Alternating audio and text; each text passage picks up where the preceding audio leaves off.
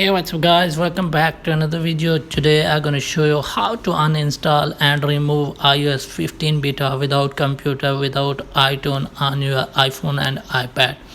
So let's get without wasting any time. First of all, open setting, scroll down and type on general. Again scroll down and now type on VPN and management system. As you can see here, iOS beta software profile, tap it and here is the remove profile. So you have to type on remove profile.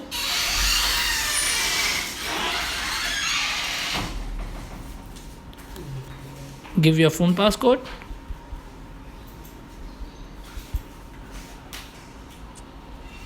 Now again type on remove.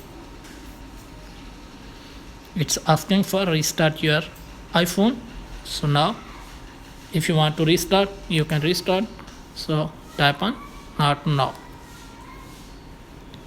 So from my iPhone you can see it, there is no beta profile. So if you have any problem, let me know in the comments. Thanks for watching.